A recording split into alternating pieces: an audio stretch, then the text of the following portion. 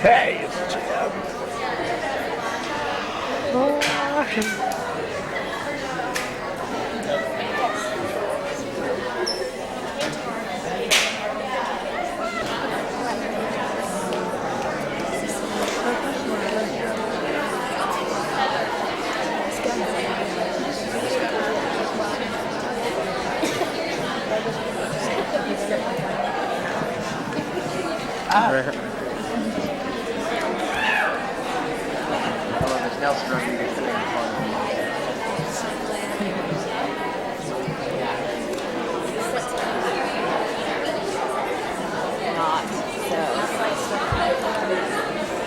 Good evening, ladies and gentlemen. Welcome to the Ed Cabell Theatre and tonight's performance of the complete works of William Shakespeare, Abridged. I have a few brief announcements before we get underway. The use of flash photography and the recording of this show by any means, either audio or video, is strictly prohibited by the management. Also, please refrain from eating, drinking, or smoking anything during the performance. For your convenience, toilets are located in the lobby. Also, please take a moment now to locate the exit nearest your seat. In the event that the theater should experience a sudden loss of pressure, oxygen masks, just like this one, will drop automatically. Simply place the mask over your nose and mouth and continue to breathe normally.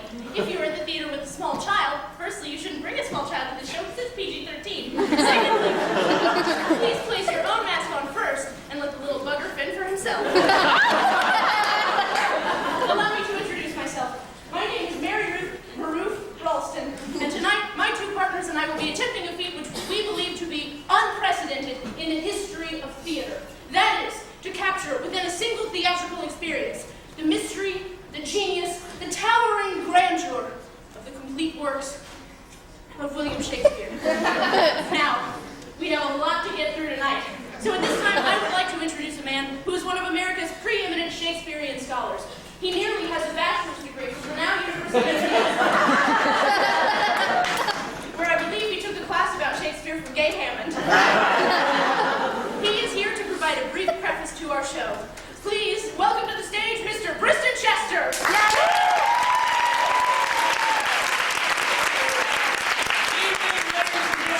Good evening.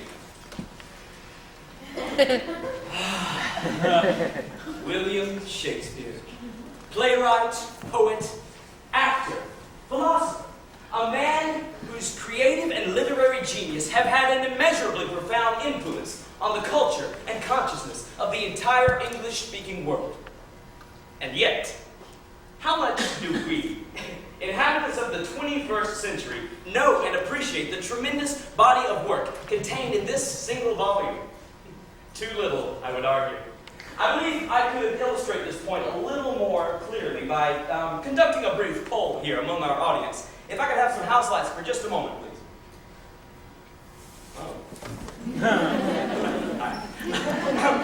Now, you are a theater-going crowd, of course. No doubt of above-average intellectual and literary awareness. And yet, if I may have just a brief show of hands, how many of you have ever seen or read any play by William Shakespeare? Any contact with the bard at all? Just raise your hand. Hold on. Just, I think they might know more than we do. Stop running after William Shakespeare, Trinola, just keep going. What should I do? What? Narrow it down. Let's see if we can narrow it down a bit, shall we?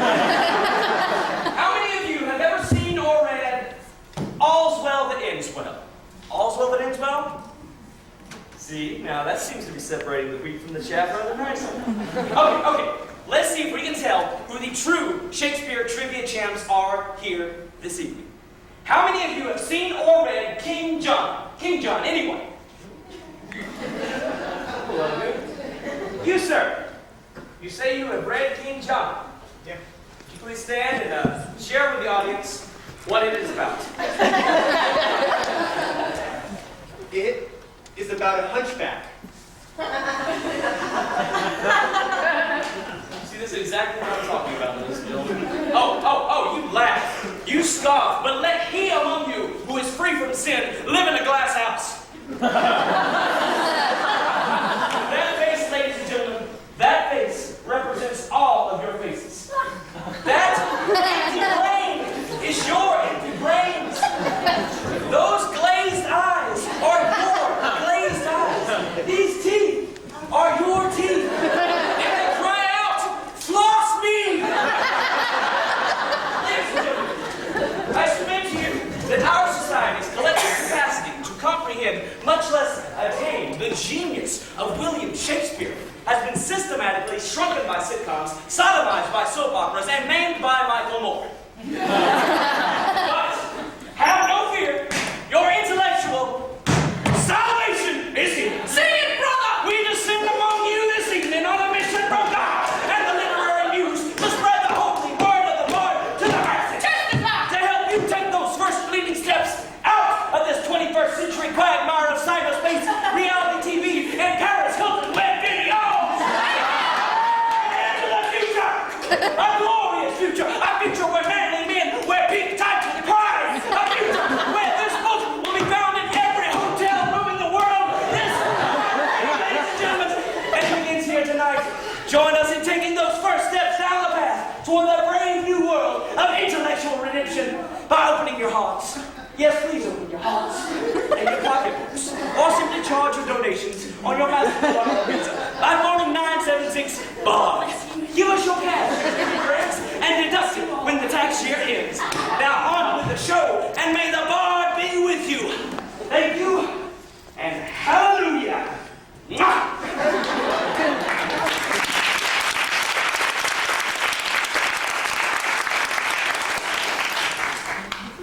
Those of you who own a copy of this book will know that no collection is complete without a brief biography of the life of William Shakespeare. Here to present this portion of the show is the third member of our troupe. Please join me in welcoming Mr. Nelson Rodriguez!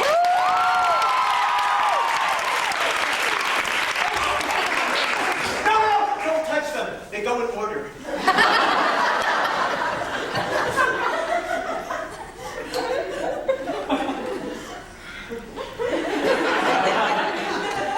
Hi! Well, I have just been doing a little research on Shakespeare's life so we can get this show off to a good start. I'm going to tell you a few things that Shakespeare did during his life, and the things that he wrote about. And Get on with it. William Shakespeare. William Shakespeare was born in 1564 in the town of Stratford-upon-Avon, Warwickshire. The third of 8 children, he was the eldest son of John Shakespeare, a locally prominent merchant, and Mary Arden, daughter of a Roman. Catholic member of the landed gentry. In 1582, he married Anne Hathaway, a farmer's daughter who... He married a farmer's daughter? Talk to them. He's supposed to have left Stratford after he was caught poaching in the deer park of the local justice of the peace. Shakespeare arrived in London in 1588. By 1592, he'd achieved success as an actor and a playwright.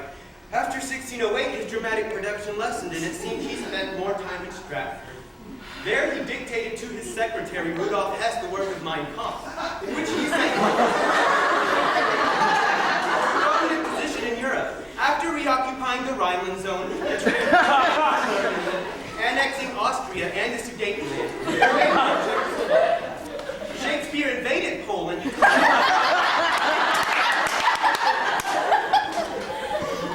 that stuff in there.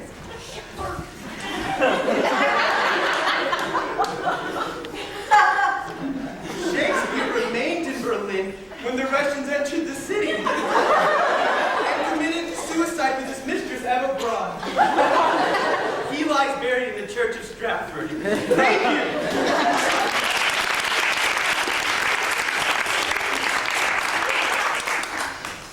Now, without further ado, we are proud to present the complete works of William Shakespeare, Abridged.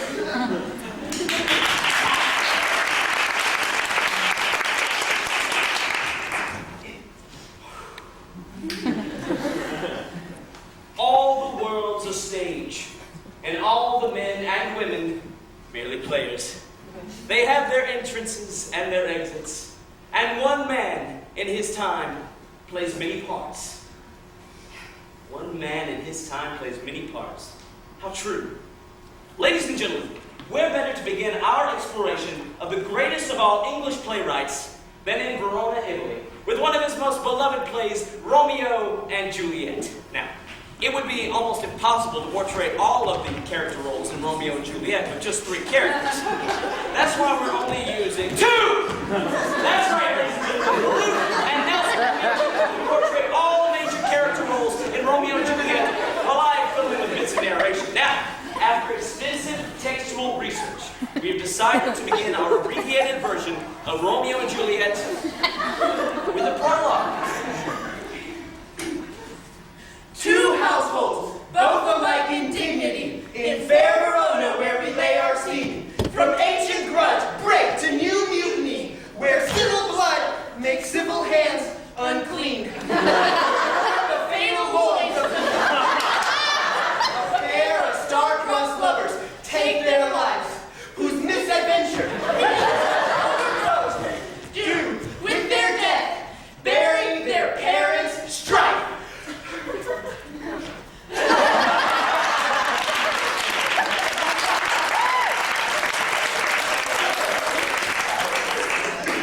Don't encourage them. Act 1, Scene 1. In the street meet 2 men, tall and handsome. One, Benvolio, the other named Samson.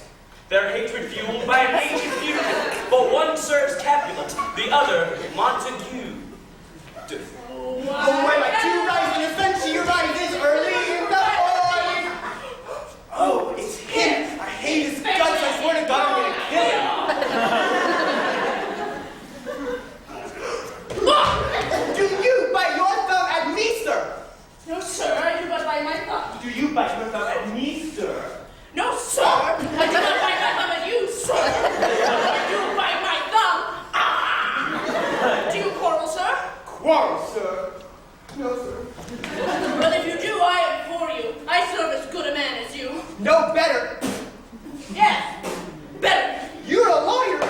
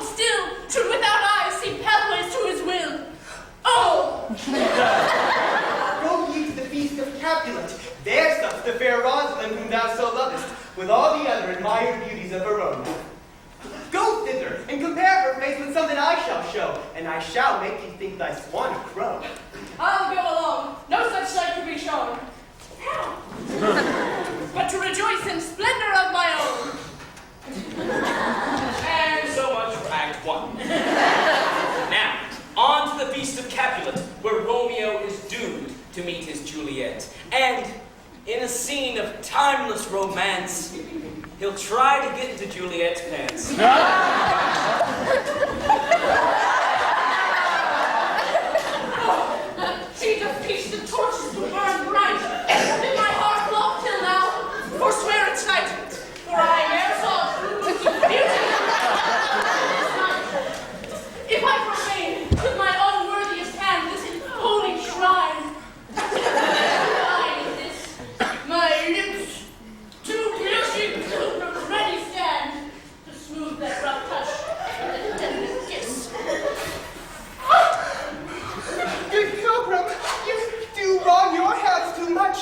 mannerly devotion shows in this.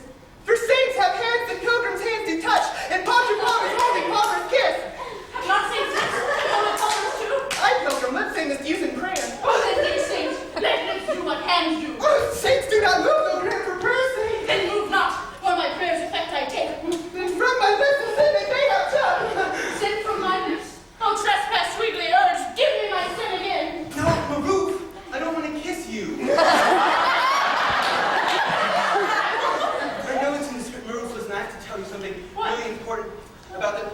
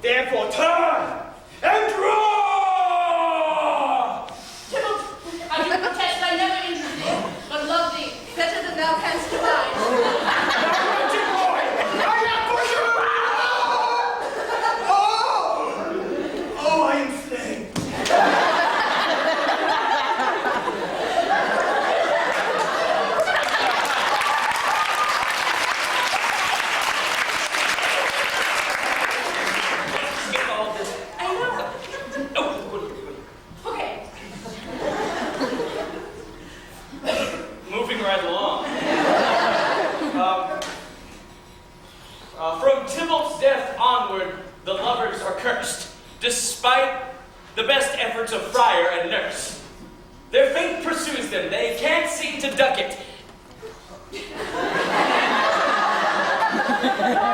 And at the end of Act 5, they both kick the bucket. Gather for pace your fiery-footed steeds and bring in cloudy night immediately. Oh, come, civil night, come Romeo, thy day and night. Come night, come.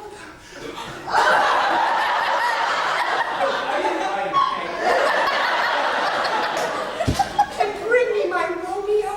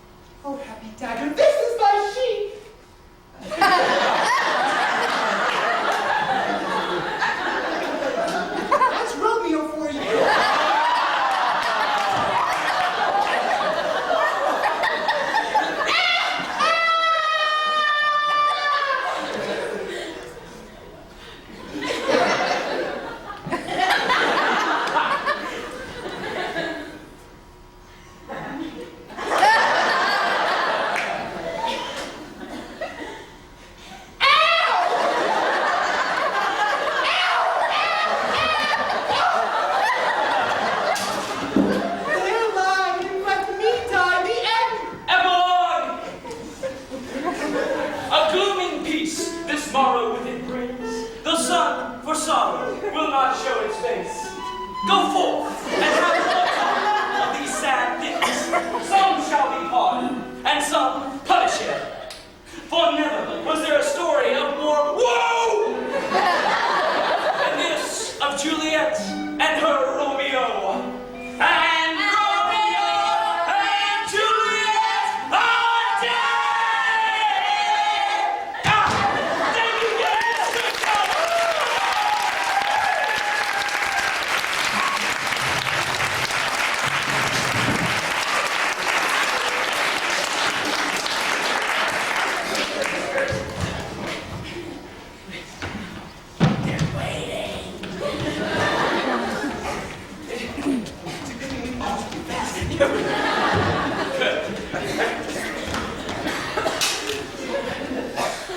Ladies and gentlemen, in preparing this unprecedented complete work show, we have encountered this difficulty: how to make these musty 400-year-old plays accessible to a modern audience. One popular trend is to take Shakespeare's plays and transpose them into a modern setting. We've seen evidence of this with Shakespeare's plays set in such bizarre locations as the lunar landscape, Nazi concentration camps, even colonial India. In this vein, Briston has traced the roots of Shakespeare's symbolism in the context of a pre-Nietzschean society through the totality of a Jejune circular relationship with form, contrasted with the complete otherness of metaphysical cosmologies, and the ethical mores entrenched in the collective subconscious of an agrarian race. So we now present Shakespeare's first tragedy, Titus Andronicus, as a cooking show. Good evening, everyone! Good evening, gourmets! Welcome to Roman Meals.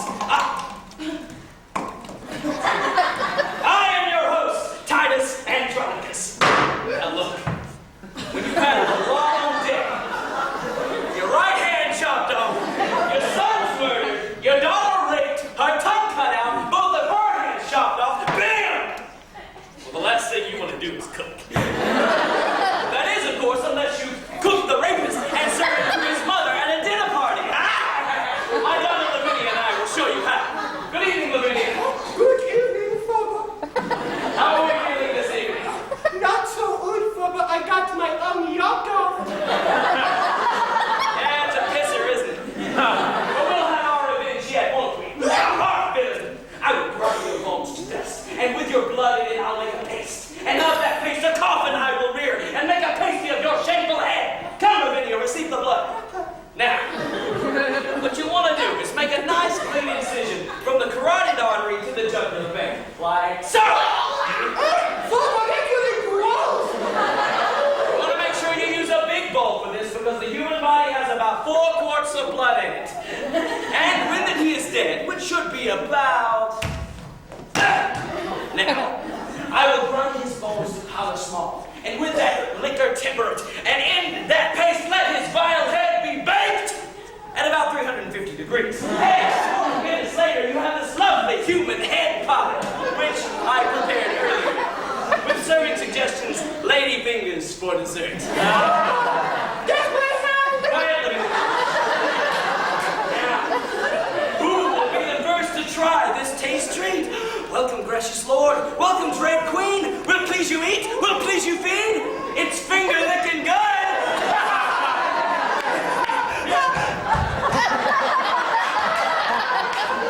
Well, that's about all the time we have this week. Join us next week when our special guest chef, Timon of Athens, will teach us how to make a ratatouille out of the merry wives of Windsor. Until then, bon appetit!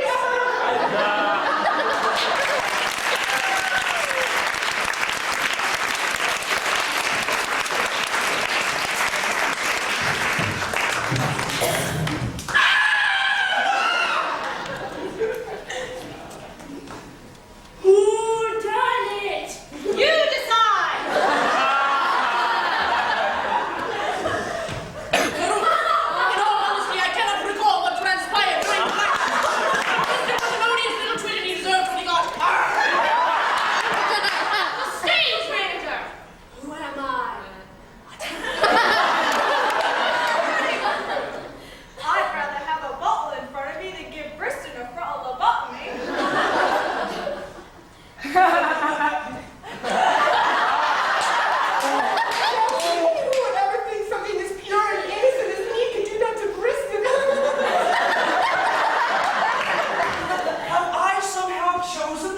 seen your thesis project? Go see the history of Edwin Drew!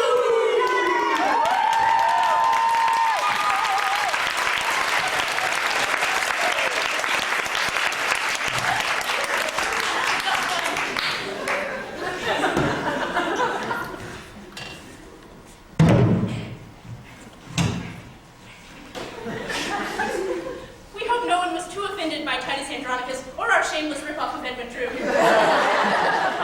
Shakespeare, as a young writer, seems to have gone through an early, quite mature phase. No doubt if he were alive today, he'd be in Hollywood writing Titus Andronicus 9, Titus versus Hannibal. But anyway, we shall now move on to explore the genius evident in Shakespeare's more mature work as we present his dark and brooding tragedy, Othello, the Moor of Venice.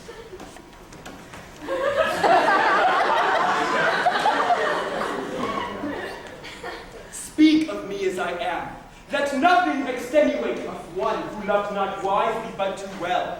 For never was there a story of more woe than this of Othello and his Desdemona.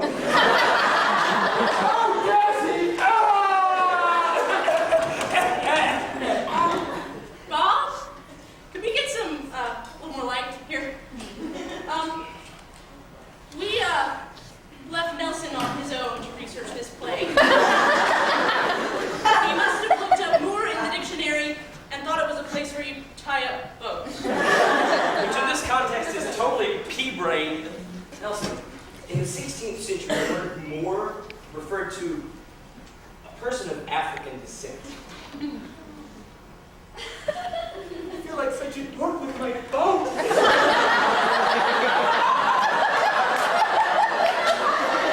Well, you should, ladies and gentlemen, we apologize, but we've run into a bit of a problem in performing Othello, the Moor of Venice. You see, the part was written for a black actor, and we're not really, I'm kind of from the North Georgia accent. We're Hawkins, basically. So, unfortunately, we're not going to be able to perform Othello. No, you guys, I just had a really good idea. No, Nelson. Nelson, why doesn't mean we can't do Othello? Nelson, No, listen, no. look, it's a really good idea, I promise. No, just listen. Just kind of join in if you want to, okay? Listen.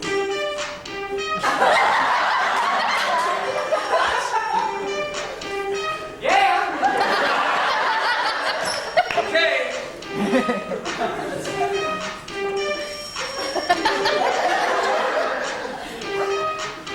Here's the story of a brother by the name of Othello. He liked white women and he liked green jello. And a punk named Iago who made himself a menace because he didn't like Othello, the Moor of Venice. And now Othello got married to Desdemona. But he took off all the wards and left her alone.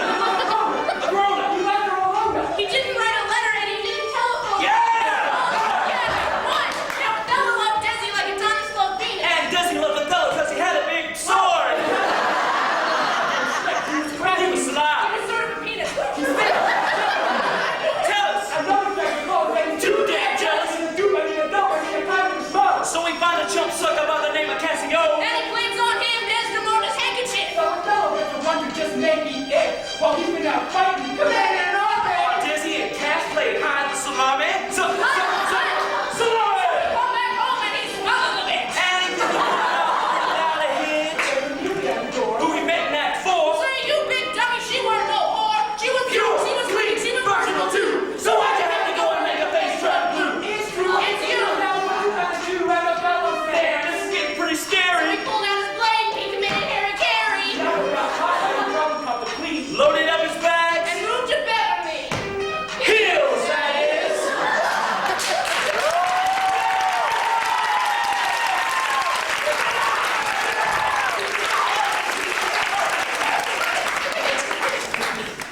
Why don't we take a break from all this heavy tragedy and move on to the comedies for a while? Oh. Okay, me too, comedy. Comedies! Now,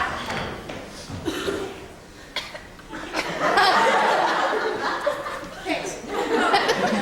When it came to the comedies, Shakespeare was a genius at borrowing and adapting plot devices from different theatrical traditions. Some of these influences include the Roman plays of Plautus and Terence, Ovid's Metamorphoses, which are hysterically funny. But Italian tradition of commedia dell'arte. Yeah, basically Shakespeare stole everything he ever wrote. Oh. Stole is kind of strong. Distilled, maybe. Well, then he distilled the 3 or 4 funniest gimmicks of his time, and then he milked them into 16 plays. You see, essentially Shakespeare was a formula writer. Once he found a device that worked, he used it over and over and over again. So our question, Mr. Shakespeare, is this. Why did you write 16 comedies when you could have written just one?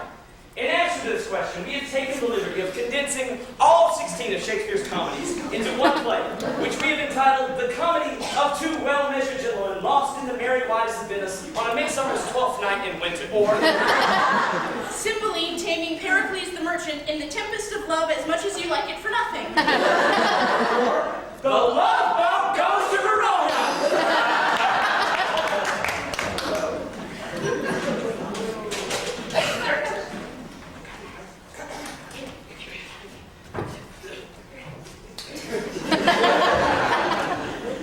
Comedy. Act 1. A Spanish Duke swears an oath of celibacy and turns the rule of his kingdom over to his sadistical and tyrannical twin brother. He learns some fantastical feats of magic and sets sail for the golden age of Greece, along with his daughters, 3 beautiful and virginal sets of identical twins. While rounding the heel of Italy, the Duke's ship is caught in a terrible tempest, which in its fury casts the Duke up onto a desert island, along with the most beautiful and virginal of his daughters.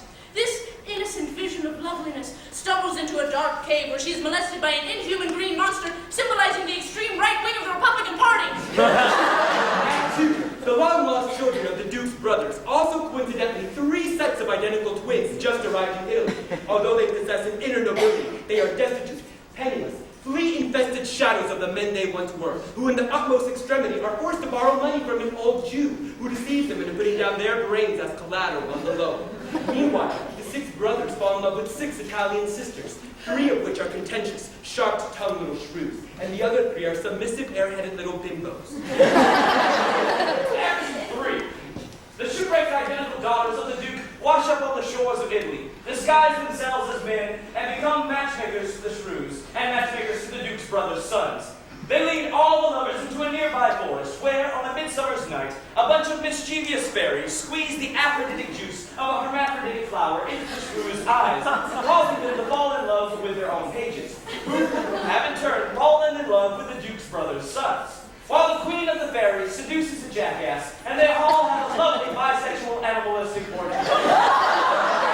Act 4.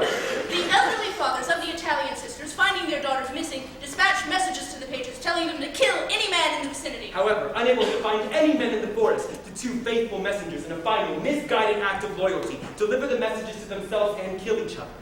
Meanwhile, the fish creature and the Duke arrive in the forest disguised as Russians, and for no apparent reason perform a 2-man underwater version of Uncle Vanya. Act 5. The Duke commands the fairies to right their wrongs. The pages and the bimbos get into a knockdown, drag-out fight in the mud. During this, the pages' clothes get ripped off, revealing female genitalia. The Duke recognizes his daughters. The Duke's brothers' sons recognize their uncle. The magician turns to jackass in the presidents of the United States. And they all get married and go out to dinner. Except for a minor character in the 2nd act who gets eaten by a bear, and the Duke's brothers' sons, who are unable to pay back the old Jew, give themselves lobotomies. And they all live happily ever after.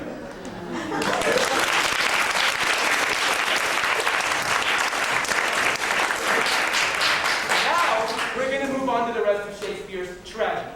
Because basically, we found that the comedies aren't half as funny as the tragedies.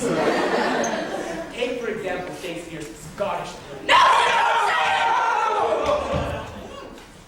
Oh my God, I almost said it. Which you're really not supposed to talk about in a theater unless you're performing it. Because it is cursed.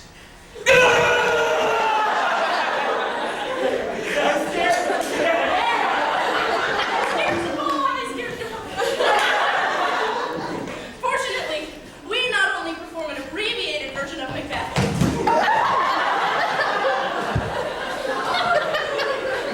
but after much thorough research, we are also able to do so In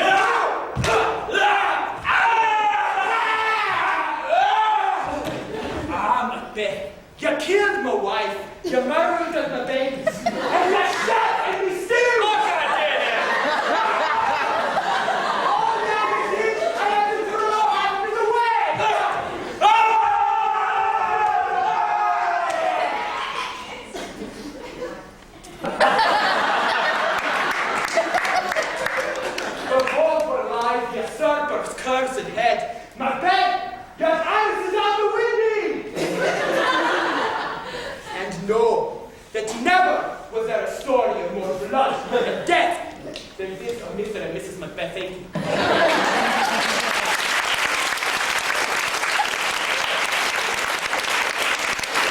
Meanwhile, Julius Caesar was a much beloved tyrant.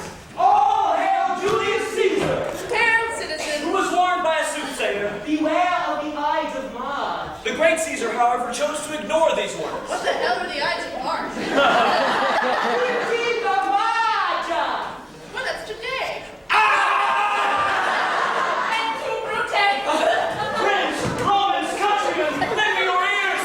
I've come to bury Caesar, so let's bury him and get on to my play. Antony!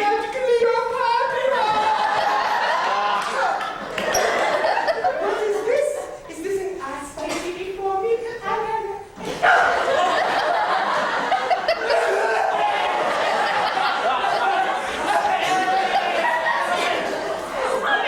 You have this bizarre notion that all of Shakespeare's tragic heroines wear really ugly wigs and vomit on people. No! Listen, Antony and Cleopatra is not a Pepto-Bismol. It is a serious romantic thriller about a geopolitical power struggle between Egypt and Rome. Oh, it's one of his geopolitical plays? Well, if I'd known that, I would have never messed around with it. His geopolitical work is some of my favorite stuff. It's like the themes that he wrote about 400 years ago are still relevant today. What's the one that he wrote about how nuclear energy was affecting the Soviet Union? Nelson, Shakespeare never wrote anything about the Soviet Union. No, yes he did. It was called Chernobyl Kinsman, and it was intense. It's about this nuclear reactor that melts down, and it pollutes all the air and water of the neighboring kingdoms. But the king of Chernobyl, it's like, that didn't happen. And even though the peasants are growing second heads and stuff, this radioactive waste. Nelson! Shakespeare wrote a play called Two Noble Kinsmen. Not Chernobyl. Two Noble Kinsmen. Well, what's Two Noble Kinsmen about? It's about a girl who goes insane with the fear that her boyfriend is going to be eaten by wolves and her father hanged. And does it have anything in it about Boris Yeltsin? No! You guys, I haven't even heard of that play. I'm surprised you've never heard of it because, well, it's not really one of them.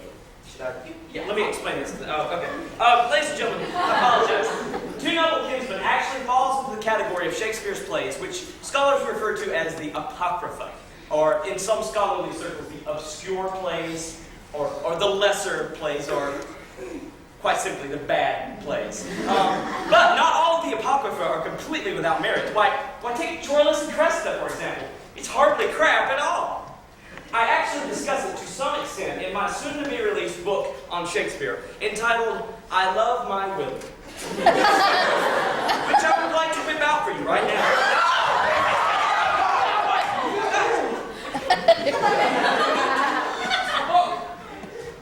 Keep it here. You said, I love my Willie, and I'm going to pull it out from Run! What are you crap? His parents are here! I thought we could do a brief improvised version of Troilus and Cressida based on this chapter. Oh yeah! We could do like an interpretive dance / performance art piece. Oh, yeah, Ruth. I love performance art. It's so pretentious. So we could use Troilus and Cressida as a jumping off point to explore deeper themes like the transient nature of life and the arising anticipation of forms. Yes, get some props. Okay. No, wait, guys. Listen. I thought maybe we could do more of a straightforward scholarly. That's probably why. I thought we could do a more straightforward scholarly approach to this one. No, Briston, screw that. I'm going to get some props, okay? Go ahead and read. Okay, all right. Troilus and Cressida was written in 1603 and published in quarto in 1603. It appears in the first folio. This version, however, is some 166 lines longer than its second folio edition of 1645. Now, when Shakespeare was...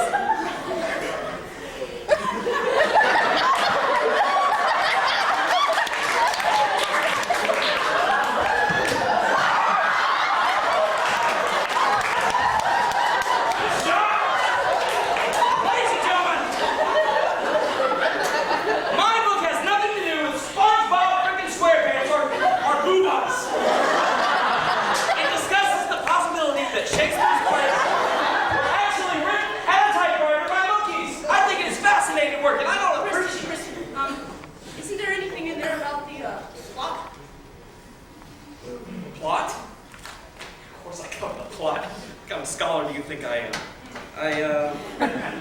There. Cover the plot in depth in a footnote on page 29. Troilus, youngest son of Priam, king of Troy. Here, you can be Troilus, and you can be the king. Okay, great. Loves Cressida. I'll get him later. And has arranged a meeting with her uncle Panis. Now, although she feigns indifference, she Has isn't. feign indifference? Yes, of course. Meanwhile, Agamemnon, the Greek commander, has surrounded the Trojans. Agamemnon? Yes, Agamemnon has surrounded the Trojans. This is boring. Agamemnon is boring. This is the kind of stuff that kids hate to study in school because it's so boring. Yeah, as soon as you said Agamemnon, I was asleep. No, we're not doing anything to do with Agamemnon. No, Briston, don't give me that look. No!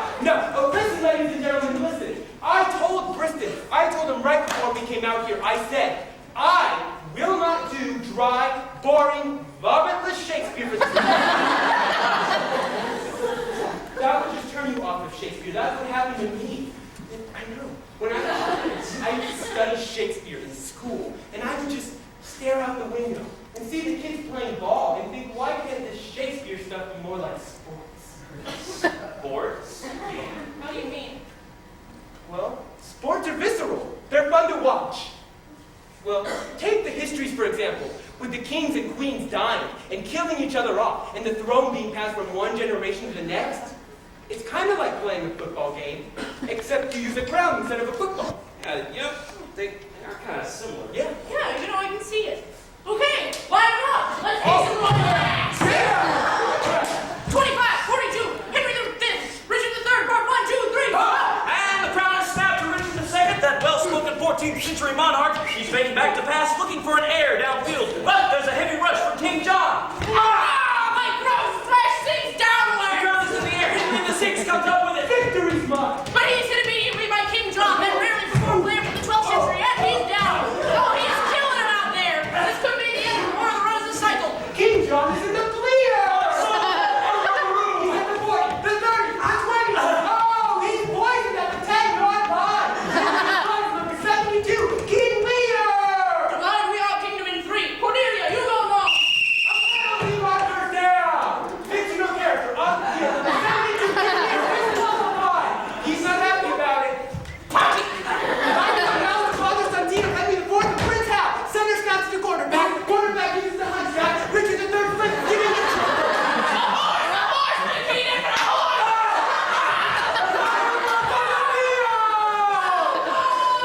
And Henry VIII comes up with it. He's at the 20, the 15, the 10. Someone the 5-yard line to chop off his wife's head. Now for the Red Rose. Online. You gotta believe this is the beginning of a Tudor dynasty. Henry V, Richard III, the whole royal family's freaking absurd, especially Charles!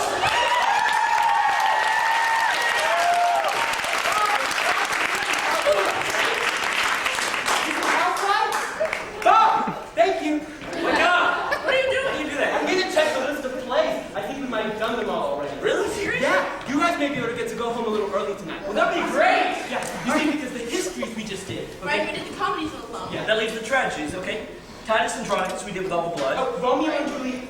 Yeah, Julius Caesar, Charles and Cressida, right? We wrapped Othello, and Lear was in the football game. Macbeth we did with Scottish accents. Oh, Antony and Cleopatra. Yes, I vomited on her. Let's see, Timon of Athens I mentioned. Coriolanus. No. I don't want to do Coriolanus. What's wrong with Coriolanus? Coriolanus? Okay, so we skipped the anus flood. Then that's it, right? That's all of them. Guys, look. Oh no. Hamlet. How did you get Hamlet? I don't know, it's right there. Shakespeare didn't write Hamlet, did he? Of course he did. No, it was a Mel Gibson movie.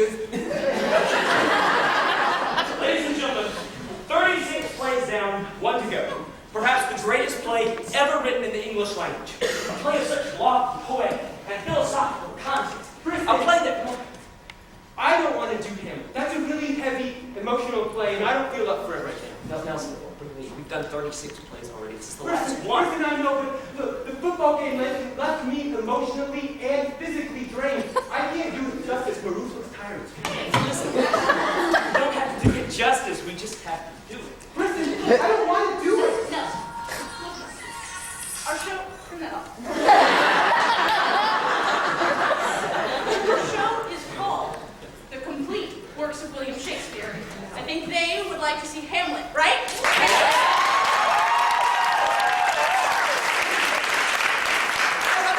Idea. We can call it The Complete Works of William Shakespeare, except Hamlet. No. That is the most jackass thing I've ever heard. Well, if you want to do it, Kristen, you go right ahead. You can't make me. What, you can't sign the contract. No.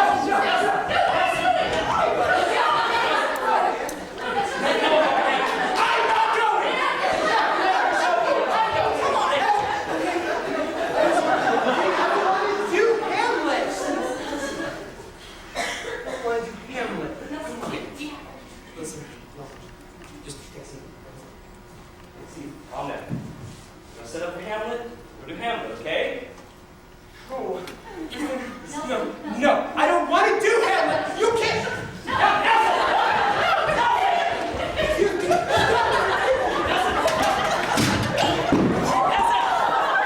Put up a roadblock.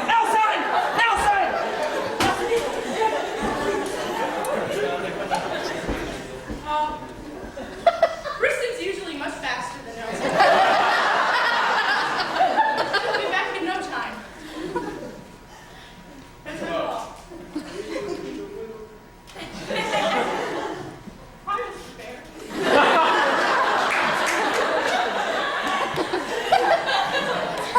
You want to do a song? Do a move?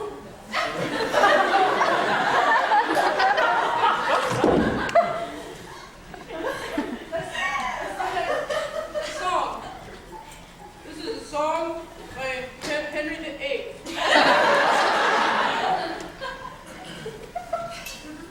Oh, that my love. You do some stuff. And it's 5 flat. Look, why don't we just take intermission right here? Yeah, intermission. Just go out to the lobby, stretch your legs, get something to drink. Always much funnier after you've had a drink, right? And, just meet me back here in 12 minutes or so, and, Briston and Nelson should be back by then. And we'll continue with the tragedy of Hamlet, Prince of Denmark. I hope.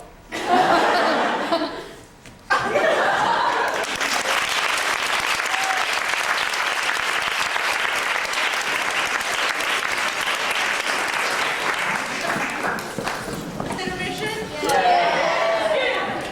What do you do? Good. A long line at the ladies' room? That's good. I hate it when there's a line at the...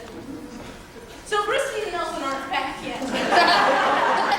Actually, Briston called during intermission. He said he found Nelson at the airport. Trying to hijack a plane. He said that, while we're waiting for them, I should cover the sonnets. Shakespeare wrote 154 sonnets, or something like that, and, I condensed them on this 3x5 card. Wait, that's Allie. This 3x5 card. And I'm thinking maybe what we could do is, like, pass it around the audience. Like, we start over here with you, and then you read it and enjoy it, pass it to Sarah Bob there, and then you pass it and then go on like that way. And then when it gets to Ashley, we can go over here and then go all the way that way. And by the time it gets to you, Briston and Nelson should be back. So, here you go.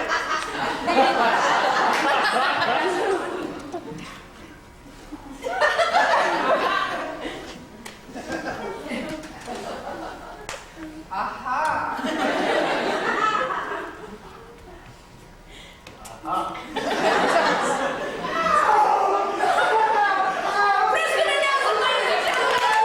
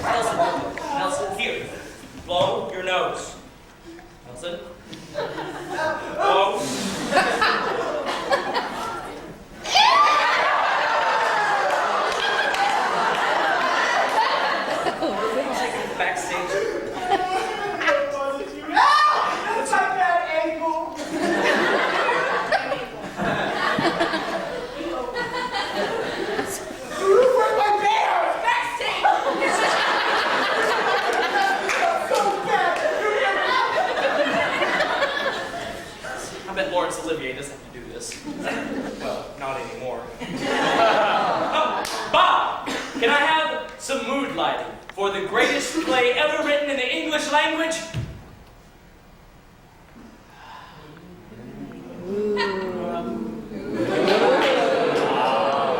Hamlet, the tragedy of the Prince of Denmark. The place, Denmark. The time, the 12th, maybe 13th century, give or take.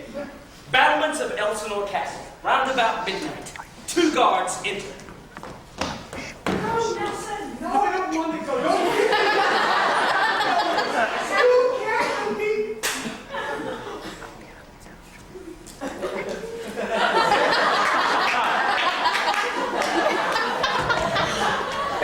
Who's there? Hey, answer me. Stand and unfold yourself. Long live the king. Bernardo? Tis struck 12. Get thee to bed, Horatio.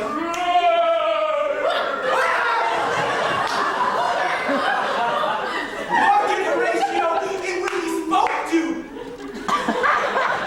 Pansy! What art thou? By heaven I trust thee speak!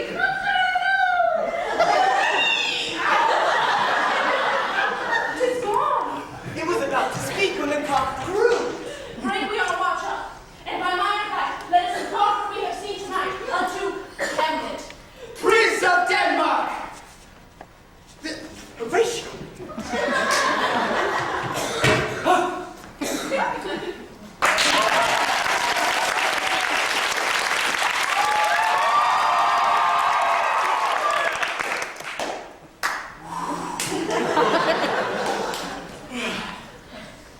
Oh, that this too solid flesh would melt, thaw, and resolve itself into a dew, that it should come to this, but 2 months dead, so loving to my father. And frailty, thy name is woman! Yeah, you. My owner, my father's brother, thy funeral baked meats did coldly furnish forth the marriage tables. My lord! Horatio!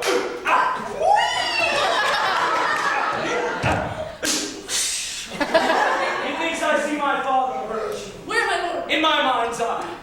My lord, I think I saw him yesterday. Saw who? The king, your father. The king, my father, but where is this? Upon the platform where we watched. It is very strange. I shall watch again tonight. Perchance 'twill walk again. All is not well. Would the night were come! The air bites shrewdly. It is very cold. Angels and ministers of grace defend us. Something is rotten in the state of Denmark. Speak, I am bound to hear. So art thou to revenge when thou shalt hear. If ever thou didst thy dear father love, revenge is foul and most unnatural murder. Murder! The serpent that did sting thy father's life, now where's his crown? Uncle! His uncle! Let's not the royal bed of Denmark become a couch for incest. Incest! A couch! Adieu! Hamlet, remember me! My lord, this is strange. Horatio, there are more things in heaven and earth that are dripped of in your philosophies. So piss off. I hereafter shall think meet to put an antic disposition on. The time is out of joint. Oh, cursed spite that I was ever born to exit right!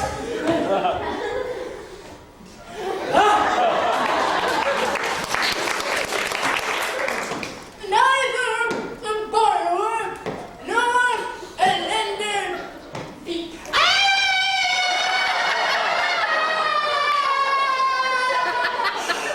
Oh no, Ophelia, what's the matter? My lord, as I was sewing in my closet, Lord Hamlet, with his doublet all embraced, no hat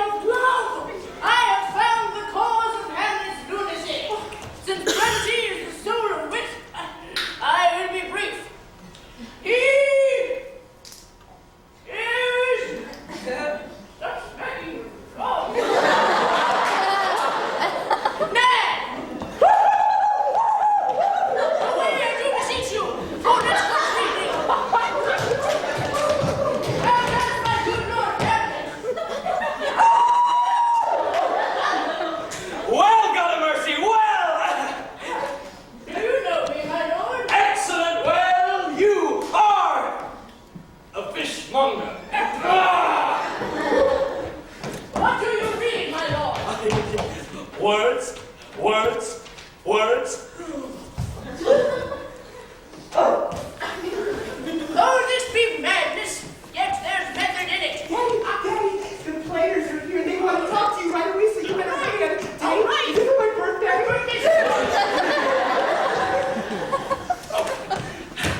I am mad, but northwest. When the wind is southerly, I know a hawk from a handsaw. Not really. I'll have these players play something like the murder of my father before mine uncle. I'll observe his looks. If he do but blench, I'll know my cause. The play's the thing, wherein I will catch the conscience of the king. Ah!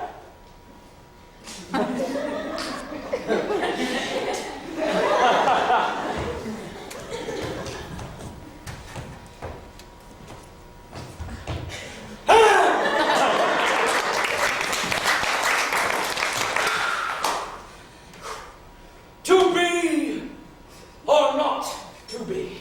That is the question. Whether it is nobler in the mind to suffer the slings and arrows of outrageous fortune, or to take arms against the sea of troubles and by opposing in them, to die, to sleep, or just to take a nap because you've got to make up in time to make guacamole dead for 12 and you just can't stand the pressure of this feat. Look, you don't have to do the speech if you don't want to, Briston. No. I'm so embarrassed. Ladies and gentlemen, you're going to have to forgive Briston. This is a very heavy, emotional speech, and he's been under a lot of pressure lately. You hear what happened in Marissa on the OC?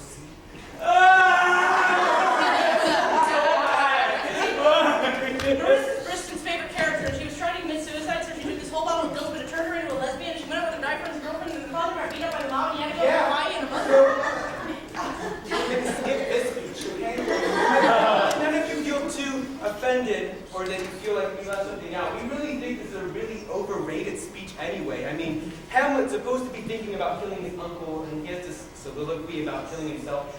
That weakens his character. So, we're just going to skip this and go to a different part of the play. Right, let's go to the play within a play sequence. Okay. Oh, listen! There's that one other speech with Hamlet gaze. I don't know if we should cut it.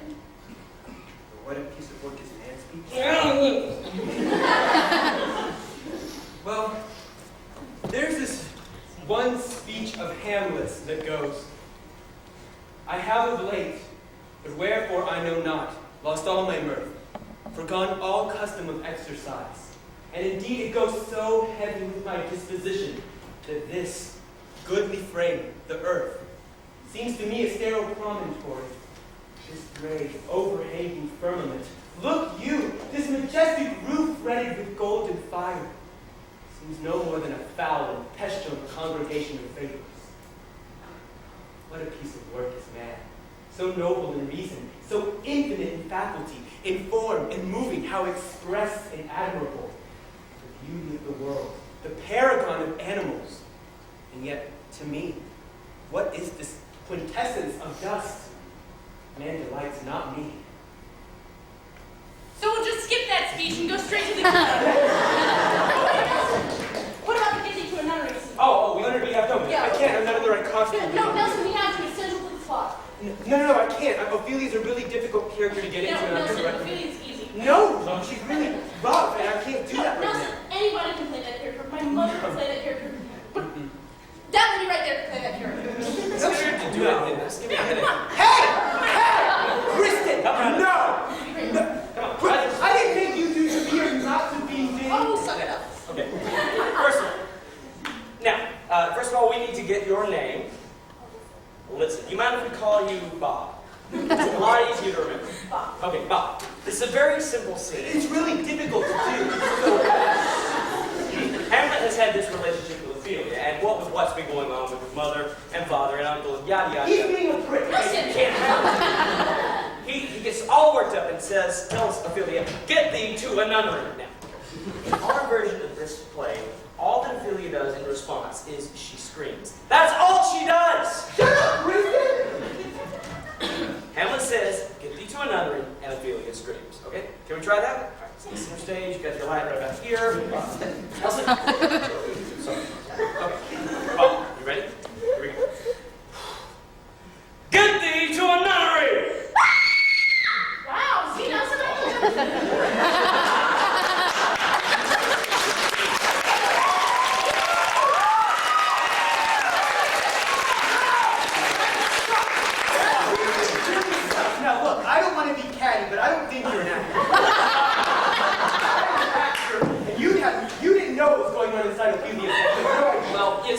actors do have this little thing called subtext. Yeah. Or internal monologue. You didn't have that, so it was flat, it was one-dimensional.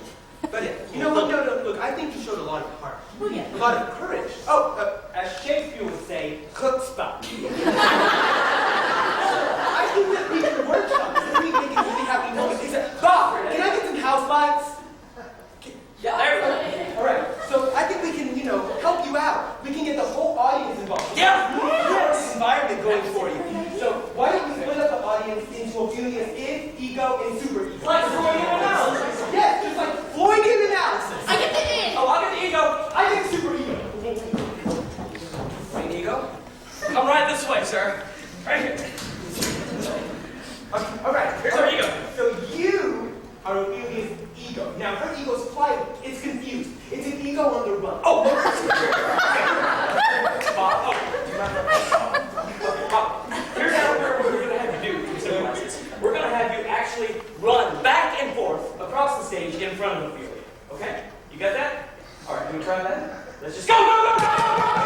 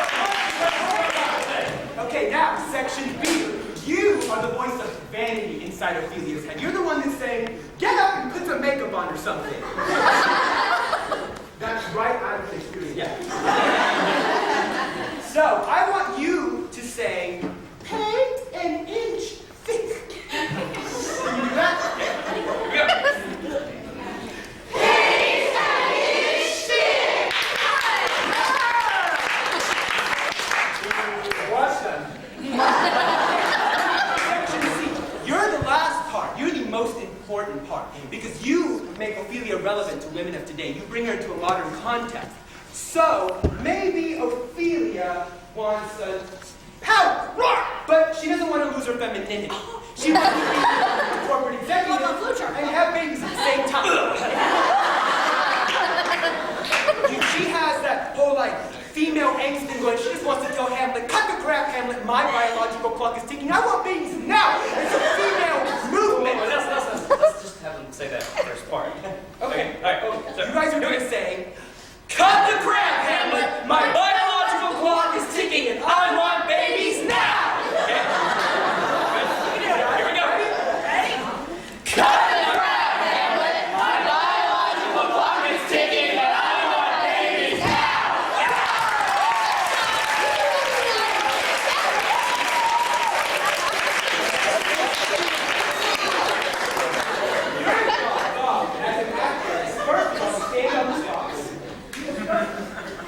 Now your second job is to take all of these elements, the id, the ego, the super ego, The biological clock.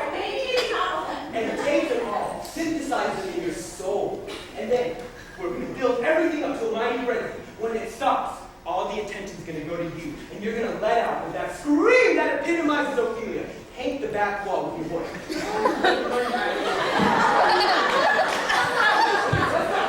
Start with ego. Okay, ready? Up. 1, 2, 3, go! Go! Go!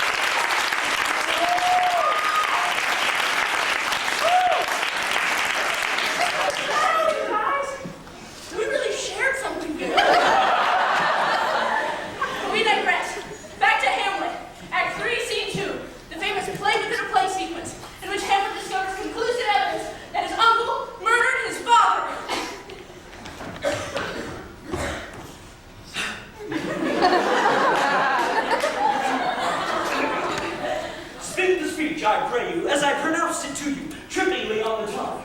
Suit the action to the word, and the word to the action, and hold as twore a mirror toward nature. Will my lord hear this word? I am the king too, presently.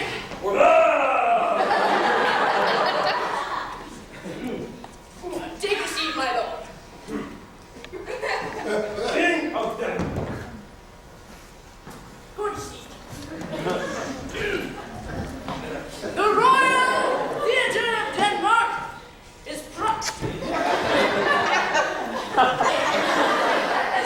to present the murder of Gonzalo.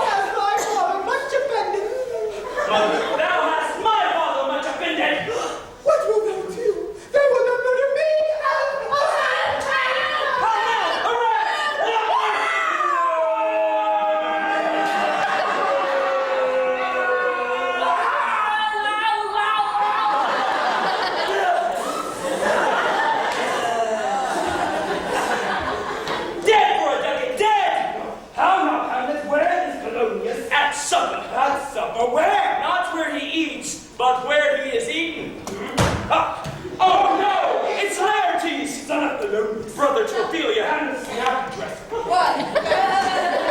Oh, thou vile king, give me my father. I'll be revenged for Polonius' murder.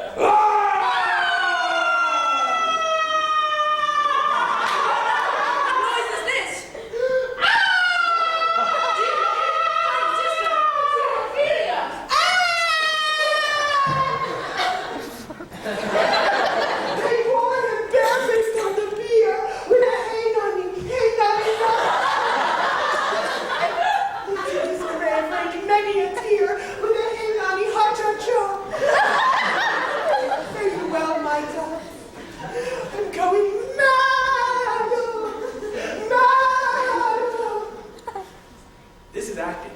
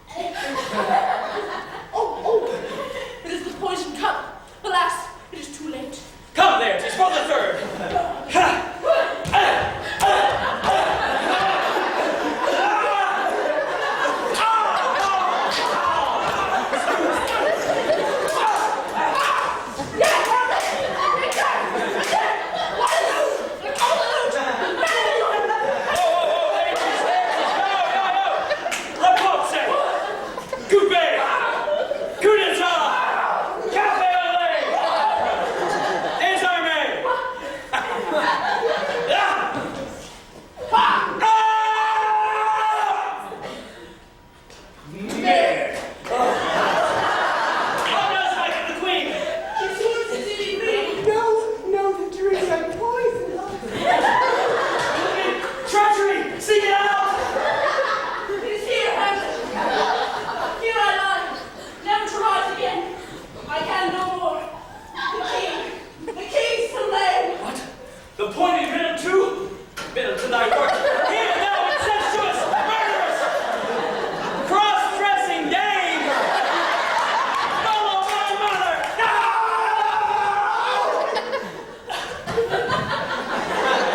Quickly, Hamlet. I am justly killed by my own treachery. Heaven make thee free of it. I follow thee.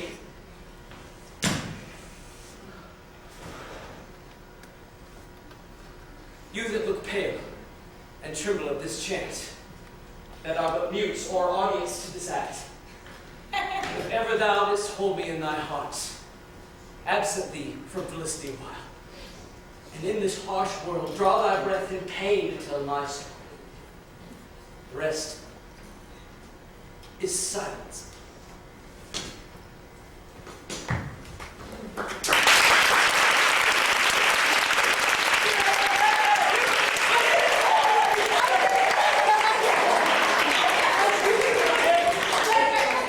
We don't have much more time. All right, ladies and gentlemen, we shall do it one more time! Yeah! Ladies and gentlemen, this was the complete works of William Shakespeare, but we have a couple of more minutes, so we're going to do Hamlet for you one more time very quickly. But I do have one brief announcement. There are a lot of children in the audience today. Now, you have seen a lot of swords being used up here, and a lot of props being thrown back and forth. Now, we make these things look very easy. We're trained professionals. But reality is difficult and dangerous. So remember, do not try this at home. Always go to a friend's house.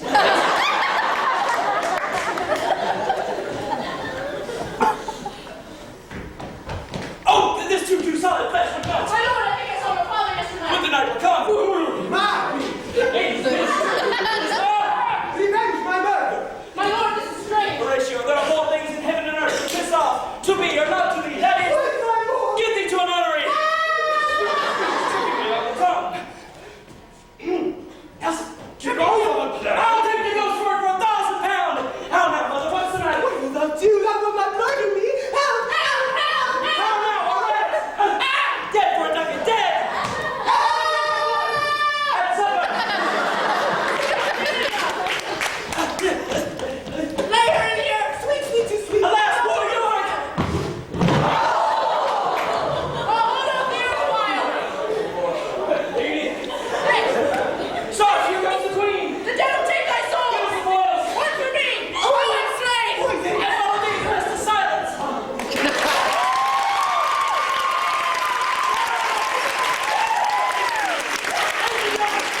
I know you're not satisfied, so we will do it faster! We gotta do this. Oh, we gotta go!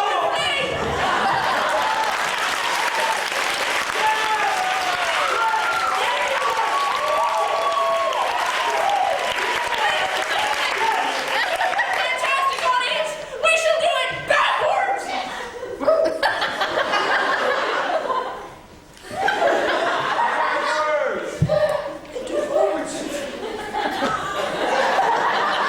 Don't laugh, this is disgusting.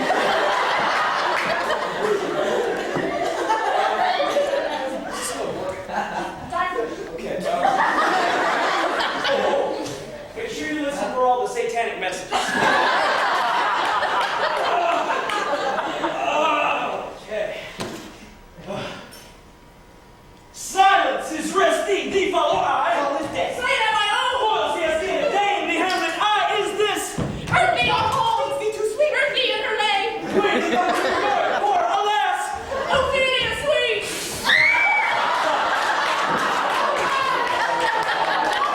Mother Mary is where? dead, dead. Madeline, what's for the Sister Knicket.